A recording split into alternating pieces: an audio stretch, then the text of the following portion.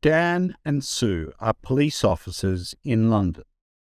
It is a Tuesday morning, and Dan is angry. "What's the matter, Dan?" Sue asks. "Look at this," Dan says. "Every day someone steals money from people near the shops. We must stop this." "Yes, of course," Sue says, "but who is it?" "There is a jogger," Dan says. "Every day he runs near the shops. Sometimes he runs into people. Perhaps he steals the money." "Okay," Sue says. "Let's go to the shops. Perhaps we can see this jogger." They sit upstairs in a window over the shops. Dan has a radio. They watch the people in the street. "Look," Sue says, "there's the jogger." The young man runs into an old woman and she falls down. The jogger puts his hand on the old woman's arm. "I'm sorry," he says. "Can I help you? Here's your bag." Then a young woman shouts at him. "Don't run here," she says. "It's dangerous. Go away." The young man runs away. Dan talks in his radio. "Quick, stop him. He's running up North Street." A police car stops the young man in North Street. "Are you okay now?" Sue asks the old woman. "Yes, thank you." "Where is that nice young woman? I can't see her now." "Have you got all your money?" Sue asks. The old woman looks in her bag.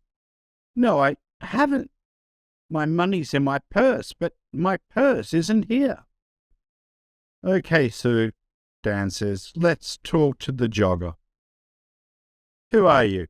Sue asks the young man. "My name's Peter Jones. Why? Who are you?" "We're police officers." "Why do you go running past the shops every day?" "Why not? I like running." "Okay," Dan says. "Let's look for the money." "What money?" Peter Jones asks. "What are you talking about? I never take money with me when I run." Dan looks for the money, but he cannot find any. "Can I go now?" Peter Jones asks. "Okay," Dan says angrily, "but don't come back." "Why not?" Peter asks angrily. "I live here, and I'm not doing anything wrong." He runs away. "What do we do now?" Sue asks. "Where is the old woman's money and her purse?" "I don't know," says Dan. "Somebody has it, but who?" Dan and Sue go back to the shops. "I don't understand," Dan says. "The jogger hasn't got the money, so we must look for someone different." "Look," Sue says, "there's a TV camera over that shop door. Perhaps that can help us." They go into the shop and watch the video. "Look," Sue says, "there's the old woman. She's getting money from the bank and putting it into her purse. Now she's putting the purse into the bag."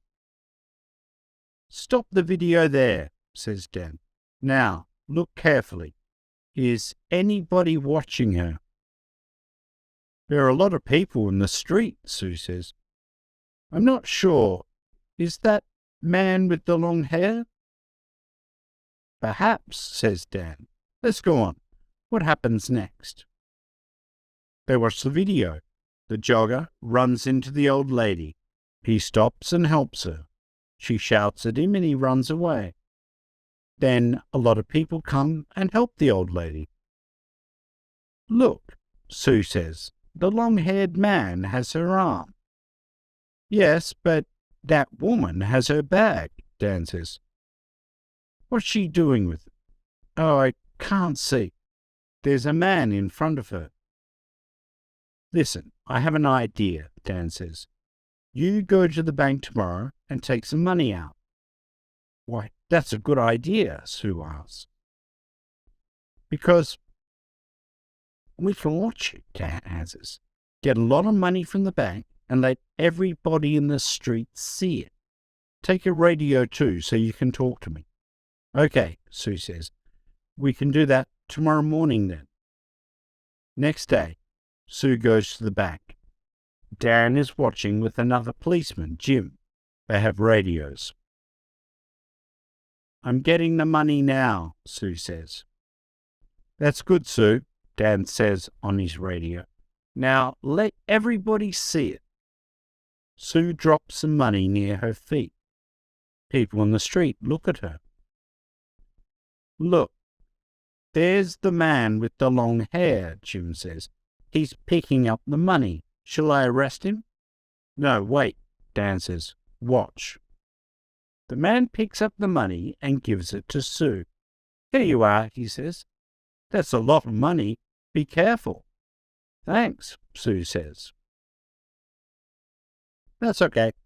The man smiles and walks away. Have you got all the money, Sue? Dan asked by radio. Yes, it's all here, Sue says. What can I do now? Buy some things in the shops and then walk slowly down the street, Dan says. We're watching you. She buys some apples, milk and bread. Then she walks slowly down the street. Dan and Jim watch her go. Is anybody following me? Sue asks. No, Dan says. There's a woman with a baby, that's all. Don't follow me, Sue says into the radio. Nobody must see you. I'm turning right into Smith Street. Now I'm turning left into Peg Lane. The woman with the baby is following me. I'm turning right into Dale Avenue. Are there lots of people about? Dan asks. No, it's very quiet. Nothing is happening. Dan and Jim wait. Then Sue shouts, Be careful. Oh, help me. Quick, help. The jogger, Peter Jones, runs into Sue and she falls over. There are apples, milk and bread everywhere. I'm sorry, says the man.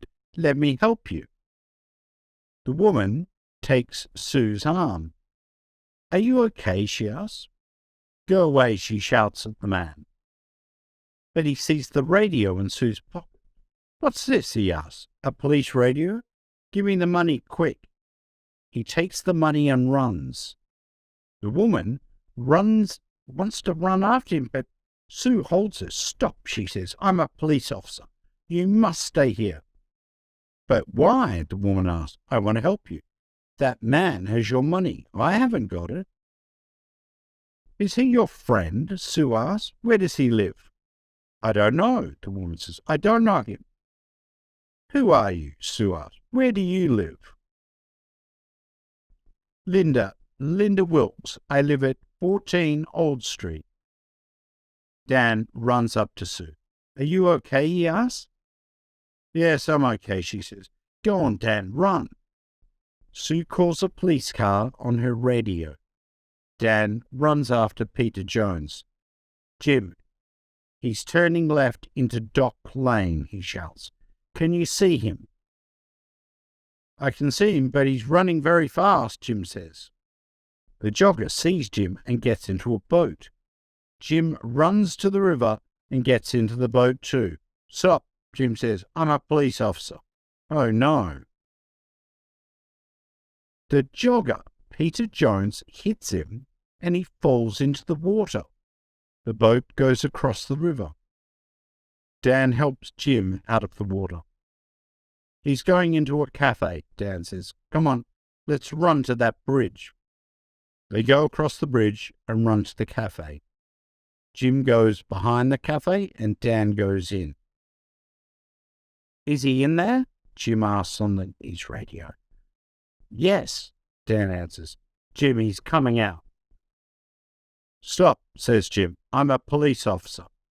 But Peter has a knife in his hand. Jim holds out his hand. Give me the knife, Peter. Stay back, Peter says. I can kill you with this. Jim can see Dan in the door behind Peter. Dan walks out of the door very slowly and quietly. Come on, Peter, says Jim. Give me the knife. Dan takes Peter's arms from behind, and Jim takes the knife from his hand. Dan finds the money in Peter's trousers. "I want to go home now," says Linda. "My baby is hungry and tired." "Do you know Peter Jones?" Sue asks. "Do you and Peter steal money from people?" "No, I don't know him, and I never steal money." "Do you know this woman, Peter?" Dan asks. "No," says Peter. "I don't know her. Who is she?" Dan and Sue go back to their office. "Does Linda work with Peter?" Dan asks Sue. "Yes, she does," says Sue. "Watch this video. Look, there she is. She's watching me get the money, and now she's talking to someone on her phone." "But who is she talking to?" "She's talking to Peter, of course. Now she's following me and talking to him again. She's talking about me." Dan and Sue speak to Linda again. "Can I see your phone, please, Miss Wilkes?" Sue asks. "My phone? Why do you want to see that?" "Well, it remembers a lot of numbers." Sue presses 1 on Linda's phone. Peter's phone begins to ring. Sue laughs. "Let me ask you again, Miss Wilkes. Do you know Peter Jones?" "Well, yes, okay, I know him, but I don't steal money." Sue and Dan take Linda home. They go into her house. "There's £200 under your bed, Linda," Dan says. "And look, this is the old lady's purse." "But who is the man? Is he the baby's father?" "Okay, it's Peter," says Linda. "And yes, I do steal the money. I'm sorry, okay?" "No, Linda, it's not okay," Sue says. "It's not okay at all." Thank you for watching.